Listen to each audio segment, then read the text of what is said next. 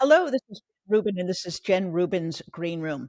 On this historic day, just minutes before the vote to vacate the chair, we have with us Ted Lieu, representative from California.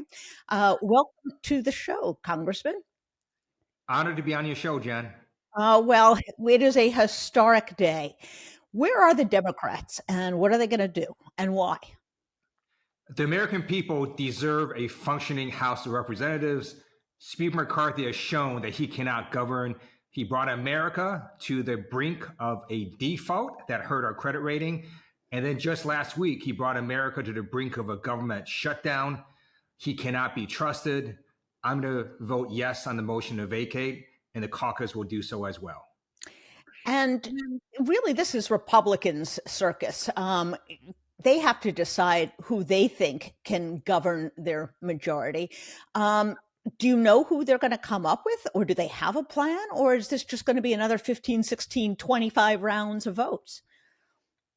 I have not discerned any plan from House Republicans, and that's not just today. It's been every day since they took power. All we see is chaos, division, dysfunction. When Democrats were in control, we passed Inflation Reduction Act to lower the cost of everyday expenses like drugs. So we capped insulin at $35. And just today, the top pharmaceutical manufacturers agreed to negotiate with the Biden administration to lower other drug costs. With Republicans in control, all we see is continuing dysfunction. And I hope the Republicans can end their civil war and really try to help the American people. I think that's a critical point, Congressman. When Democrats were in charge, they had, I think, as small a majority as Republicans have. And yet, through leadership and an actual agenda, they were able to pass really a historic amount of legislation in just 2 years. So it's not the numbers that are the problem, it's the character of the people who are holding those positions, it would seem. That's exactly right. Democrats seek to win in campaigns because we want to govern, and we want to govern to help the American people. That's why we passed the bipartisan infrastructure law, and we passed the Inflation Reduction Act, the Chips and Science Act. We passed a lot of laws to move the American family forward, and we did that on a very slim margin. In contrast, you see division and chaos on the House Republican side, and you see someone who was in the speakership not because he wants to help the American people, but because he just wants a title. It seems like he just wants to have power. And when you look to the Republicans, there's this misnomer sometimes in the press that there are moderates out there. Where are these people? Who are they? And can they pull their own party together with Democrats into some kind of functional group of people? Or are they just so scared of their own shadows that they're hiding under their desks? Republican moderates are in name only. Let me tell you what they did this year. Republican moderates voted for a bill just last week that had devastating 30% cuts across the board to a huge number of programs or help American families and also to our national security. They had a $1 billion cut to funding Israel. Republican moderates voted for that. So it's very hard to say there are many Republican moderates left. And they voted for extreme measures on abortion. They voted for a whole slew of the wish list for the MAGA right. Let me switch gears for just a moment because you are also a veteran. Thank you for your service. And we heard this week from John Kelly, the former general and also former chief of staff, who confirmed previous reporting that Donald Trump referred to deceased veterans as suckers, as losers, that he did not want injured veterans to be present at parades and other ceremonial functions. Just as a former member of the armed services, how does that make you feel? And what is the reaction of your fellow veterans and, frankly, members of the armed services who I'm sure you're still in contact with? I am disgusted by Donald Trump's comments at a visceral level. And it's not just because I happen to be a veteran who served on active duty. Every American should be disgusted. Donald Trump is simply unfit to be commander in chief. And you cannot be commander in chief and have that view of our military veterans. It is incomprehensible to me of why people still continue to support Donald Trump despite his views of our military veterans and his very ugly views on a lot of other issues. So when you So talk to members of the Republican Party, are they quietly horrified? Are they quietly embarrassed and they just think that they have no choice? Or have these people lost their moral center as well? What are Republicans thinking about all of this? uh, I think some have lost their moral center. I think some live in fear of their base. I think they are scared that they're going to lose power and not get reelected if they don't adhere to every single thing Donald Trump says, including his very offensive comments about our military veterans. So it's hard for me to explain what my MAGA Republican colleagues are thinking, but from their actions of silence and their votes on really harmful items, it's pretty clear to me the Republican caucus has shifted very extreme in the last few years. Switching to a happier topic, California Governor Gavin Newsom just named a replacement for the late Dianne Feinstein seat. What do you think of this pick? Let me first say, Sarah Feinstein was a legend and a giant in Congress. She has done so many things to help California and the American people, and she's going to be greatly missed, and may she rest in peace.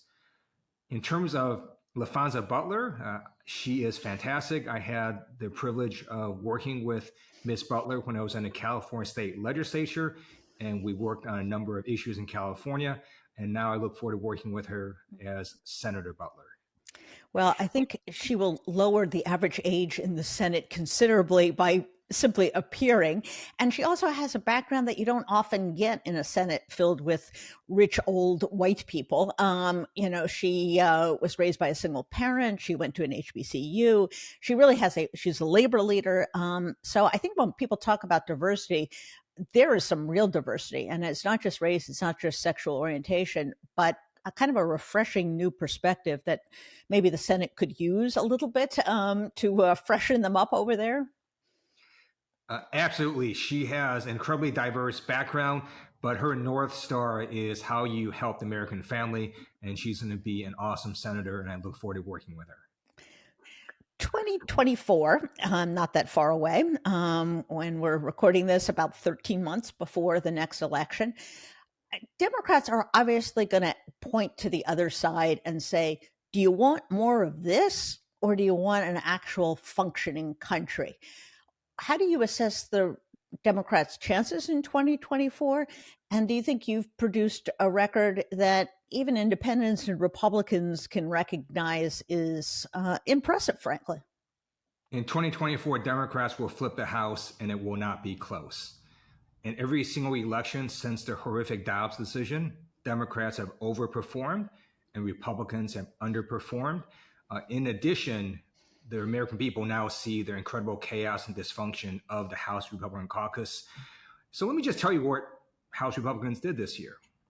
They held 2 hearings complaining about Twitter. They passed a gas stove Bill of Rights. They made a big deal about reading the Constitution out loud on the House floor, and they did a hearing on UFOs. In contrast, when Democrats were in control, we passed numerous laws to move the American family forward. That is the contrast American people are seeing every day. And Democrats are the only party fighting for reproductive freedom, and we're going to stop the nationwide ban on abortions that Republicans want to jam down people's throats. You don't think UFO hearings were a boon to the American people, Ted? I mean, my gosh, how would we know what was going on? And of course, you've forgotten the baseless impeachment hearings, the fascination with Hunter Biden. It really does kind of amaze me. Why do people who have such contempt for government want to serve in government? What are they doing there?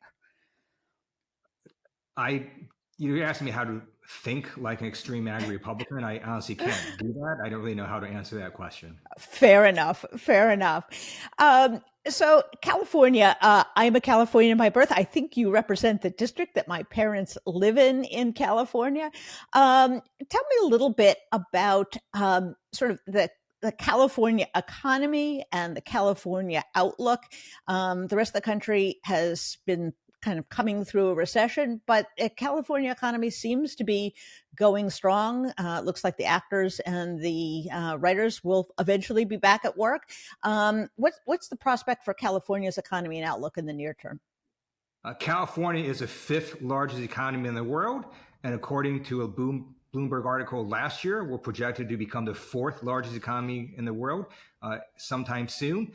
We know that the American people care about costs, and so Democrats are the only party fighting to lower costs, such as the cost of insulin and other prescription drugs and childcare costs. And what we have in contrast with Republicans is they just want to help corporations get bigger and bigger tax cuts, and they want to make sure that the super wealthy get even bigger tax cuts. So that is the contrast, and the American people will know that heading into 2024. Well, I think sometimes Democrats should point out to our Republican friends and the voters at large that when you look at lifespan, when you look at poverty, when you look at education, murder rates, there really is just no comparison between blue states and red states. And I do wonder if Democrats can reach into those red states in 2024 and make a case that they've really been poorly served by their own leadership. Why should the state of Florida have an insurance crisis and a housing crisis? Why should gun laws be so lax in these states? You think Democrats are prepared to go into the places that maybe they haven't in the past and make an argument that we can make your life better? These guys can. Absolutely. Democrats are going to be challenging elections across America and showing the contrast between how Democrats govern, which is to help the American people, and Republicans who are trying to hurt the American people with laws that try to ban abortions and laws that try to help the super rich at the expense of the middle class.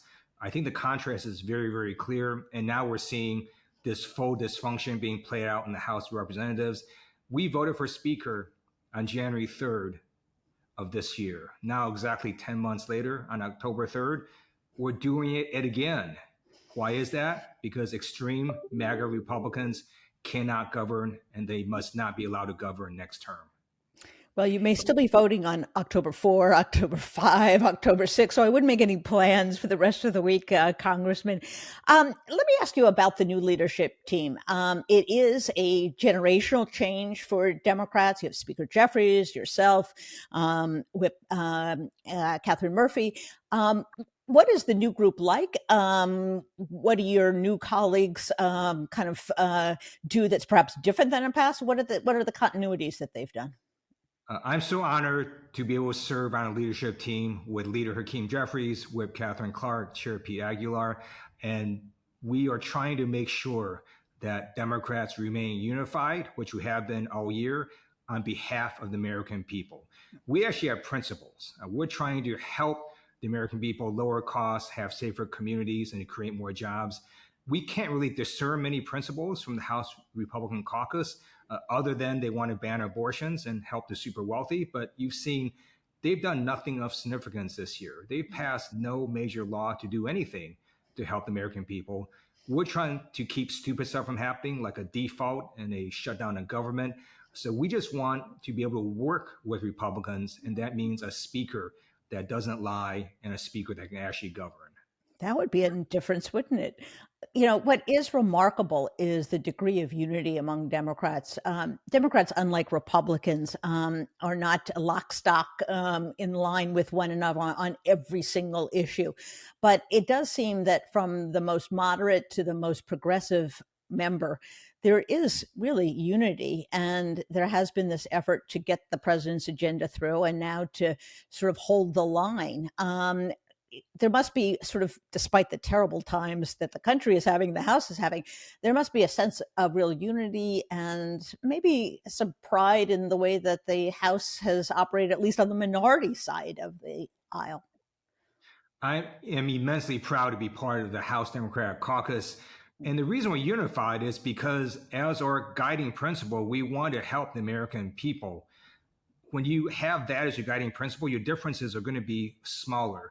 On the House Republican side, for example, the difference is not between, do we want to, help folks in college or high school or not help folks in public school. The difference is some people want to abolish the Department of Education and some people believe in education. Those are really wide differences that you can't really bridge. As we reach the end of our time, I want to ask one important policy question, and that is Ukraine. That was one thing that was not included in the 45-day measure. I know it's very hard given the fact that there probably won't be a speaker in about an hour or so. But what do you think the prospects are for continuing that aid, and how devoted are Democrats to making sure that there's no gap in support for Ukraine in their war against Russian aggression?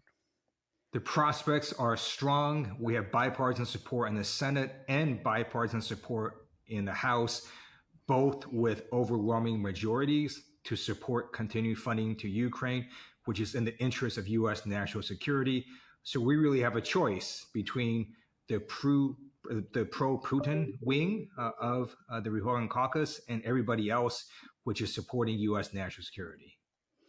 Well, on that, Congressman, thank you for your time with us. My condolences for having to return to your day job now. It's going to be an exciting day or two, and perhaps we'll even have a new speaker by the end of the day. But thank you for your service, and we hope you will join us again sometime. Thank you so much. And that was Congressman Ted Lieu. Boy, is he right. The difference is not between conservatives and liberals. It's between clowns and grown-ups. And when the American people vote for Republicans because they want to vent their anger, they want to own the libs, they want to show elites who's really in charge, they get this kind of dysfunction. And it's no joke. Government matters. It matters that the government is funded. It matters that the military is funded. It matters that people can depend upon checks to come to their door that they need to feed their family and to keep home and hearth together. We need to take government and elections more seriously. It's well and good to joke about Biden wearing sneakers and Commander the dog biting people, but this is real stuff. This is real world stuff. And if you care about your country, you care about governance, you can't let clowns run the show. And ultimately, the spineless Kevin McCarthy, who could never stand up to Donald Trump, could never keep to a deal, could never figure out how to govern in a productive way, is, if not going to lose his seat, he's going to come darn close. And the lesson here is you cannot negotiate with terrorists, political terrorists, social terrorists, legal terrorists who want to burn it all down. So Kevin McCarthy may be now in our rearview mirror, but the problem is not. The MAGA problem continues. So I implore our listeners, our viewers, to take government and elections seriously.